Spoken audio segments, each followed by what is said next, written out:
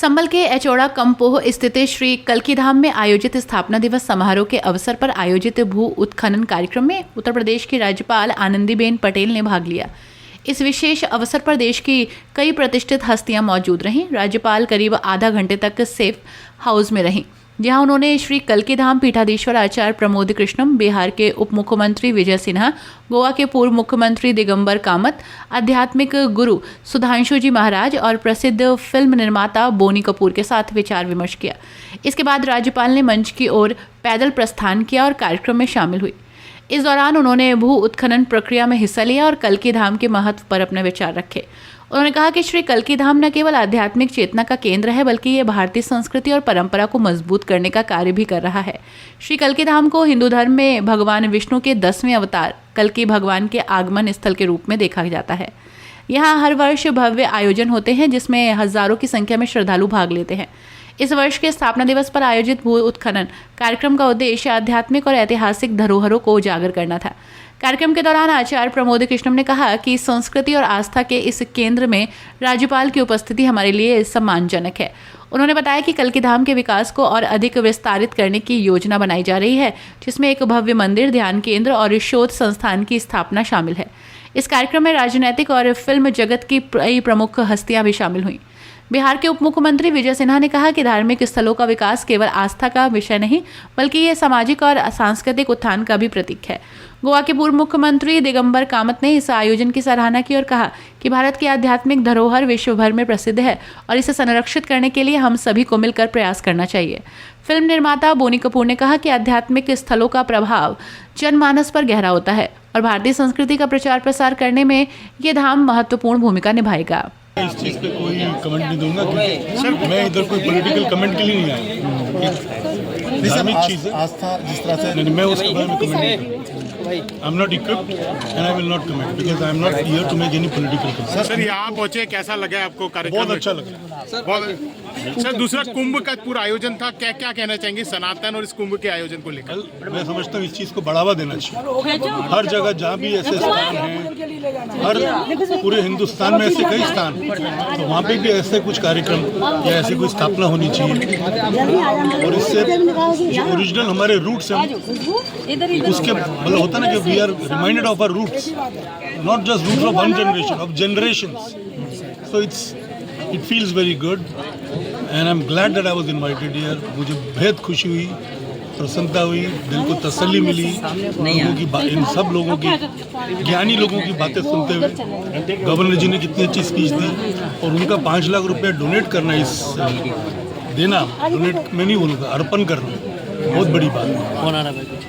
Sir Devendra Fadnavis साहब ने छावा को टैक्स फ्री करने की बात कही है कि बोल रहा अल्टीमेट मूवी है छत्रपति शिवाजी। सर मूवी को लेके बात करें, टैक्स फ्री छावा को लेके। Chhaava is a blessed film, it is doing very well and I hope it continue. आज देखो शिव जयंती है, आज का मतलब बड़ा, आज बहुत बड़ा दिन है शिवाजी महाराज और जो छावा पिक्चर है उनके बेटे की, तो it's something which the film deserves what the film is getting. It's a huge success and I wish many more such films are made which take us to our roots, to get the entire audience of the country familiarized with what our roots are. Sir आप भी यहाँ पे एक शिला रखने वाले हैं कोई यहाँ पर? मैं बिल्कुल रखेंगे सर, मैं आज आया हूँ तो उसी के लिए आया हूँ, बताने के लिए आया हूँ और I should thank him. I mean he called me and I feel इनके थ्रू भगवान से मेरे को न्योता इधर आया। तो श्रीदेवी जी के नाम पे वो रखेंगे उस समय उन मेमोरीज को? बिल्कुल, जो कुछ मैं करता हूँ उनके नाम से ही करता हूँ। नाम लूँ ना लूँ वो मेरे दिल में है, मेरी आत्मा में है। मेरे बच्चे, मेरी बीवी श्रीदेवी जी, मेरे बच्चे अर्जुन, अंशुला, जानवी, खुशी और मेरा पूरा परिवार, मेरे भाई अनिल, संजय, मेरी सिस्टर, उनके बच्चे, वो भी सब कल की रात आएंगे कभी? सब आएंगे।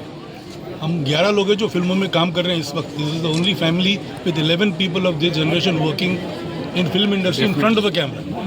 मैंने 52 फिल्में बनाई हैं और मुझे ऐसा लगता है मेरी शुरुआत हुई आज। ये अभद्रता है जो इंटरनेट के माध्यम से, यूट्यूब के माध्यम से परोसी जा रही है हमें, ये हमारी भारतीय संस्कृति के खिलाफ है। इसका हम पुरजोर विरोध करते हैं और मरते दम तक करते रहेंगे। हमारे बच्चों की पॉकेट में मोबाइल है, लेकिन इसका मतलब ये नहीं है कि उस मोबाइल में आप उनके लिए जहर परोस दें, ये हम नहीं होने देंगे। जिस तरह से लगातार सोशल मीडिया पर तमाम रील बनाने के लिए लगातार लोग इस तरह की अश्लीलता फैला रहे हैं सोशल मीडिया पर। जी, रील बनाना बुरी बात नहीं, बनाएं आप, 30 सेकंड का 1 मिनट का फॉर्मेट है, लोग उससे इंस्पायर होते हैं, प्रेरित होते हैं। हम भी तो रील बनाते हैं, हज़ारों रील्स मैंने भी तो बनाई है, बहुत सारे लोग बना रहे हैं, लेकिन रील बनाने का ये मतलब तो बिल्कुल नहीं है कि आप हमारी संस्कृति को, हमारे धर्म को भ्रष्ट करेंगे। जिस तरह से हमारा ममता बनर्जी ने महाकुंभ को महामृत्यु बताया, क्या कहेंगे? ममता बनर्जी जी ने एक बार फिर वही किया जिसके लिए हम उनको जानते आए हैं। वो घोर सनातन विरोधी थी, सनातन विरोधी हैं और सदैव रहेंगी। अगर वो कुछ और बताती, अगर तारीफ कर देती कभी प्रशासन की, व्यवस्था की, हमारी आस्था की कि 50 करोड़ हिंदू एक साथ एक संगम तट पे, एक संगम के जल में भेदभाव भुला के, ऊंच नीच भुला के, छोटा बड़ा भुला के, अमीर गरीब भुला के एक साथ स्नान कर रहा है, इसकी प्रशंसा होनी चाहिए थी। लेकिन इस प्रशंसा की उम्मीद हम ममता बनर्जी जैसे नहीं करते। जो किया उन्होंने वही उनका चरित्र है। सनातन और महाकुंभ को लेकर अखिलेश यादव भी निशाना साध रहे हैं, लगातार व्यवस्थाओं पर वाले निशान उठा रहे हैं, क्या कहेंगे? ये हिंदू विरोधी हैं। आप जो भी करेंगे अच्छा, जिस जगह भी इनको ये लगेगा कि हिंदू एकता का जयघोष हो रहा है, शंखनाद हो रहा है, ये जो लोग इकट्ठा होते हैं, एकजुट होते हैं, सनातन एकजुट होता है, ये इनको डराता है, ये उससे डरे हुए हैं और ये डरे हुए व्यक्ति का रिएक्शन है। मैं और कुछ नहीं कह सकता। 500 साल पहले संभल में बाबर के समय में हरिहर मंदिर को जो है तोड़ करके मस्जिद बना दी गई, उसको लेकर के कोर्ट में मामला गया, सर्वे हुआ, सर्वे के दौरान जो है पत्थरबाजों ने जो है पुलिस प्रशासन ने पत्थर बरसाए, क्या कहेंगे? मस्जिद है या शिवाला, ये सच बता ही देंगे, पूछेगी जब अदालत, पत्थर गवाही देंगे। मामला न्यायालय में है और न्यायालय को अच्छी तरह पता है कि सच कैसे निकलवाना है।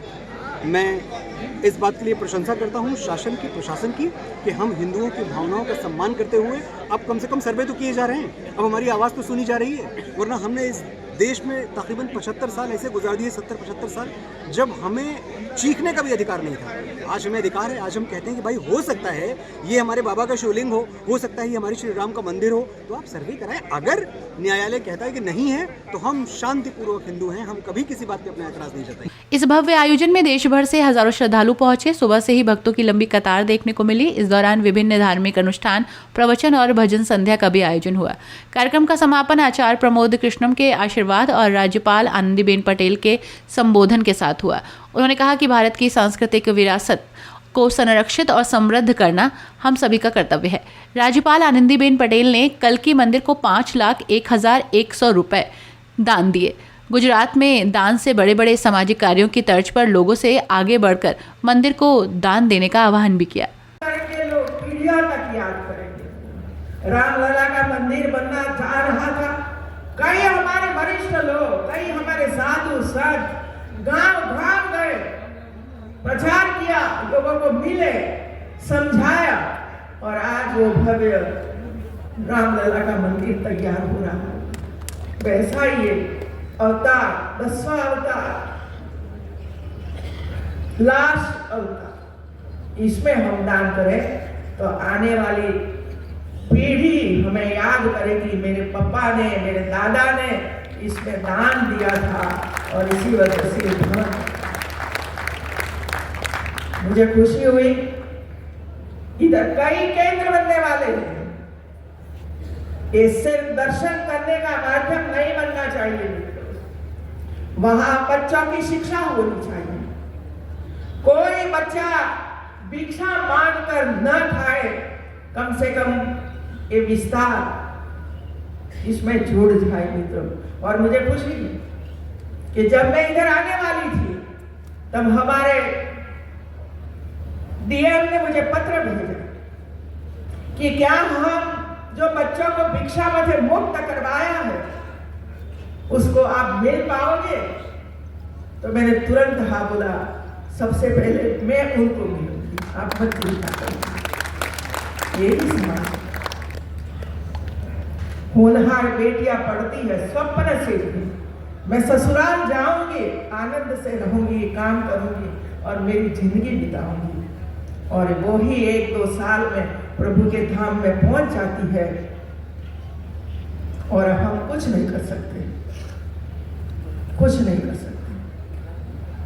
कायदा कानून तो पेपर पर रह जाते हैं, रूल्स बनाया, संविधान बनाया, लेकिन कागज पर है, हमारी महिलाओं तक तो नहीं पहुंचा है, जो नहीं पहुंचा। लेकिन दूसरी और खुशी कि आज हमारी महिलाएं सब बंधन तोड़ के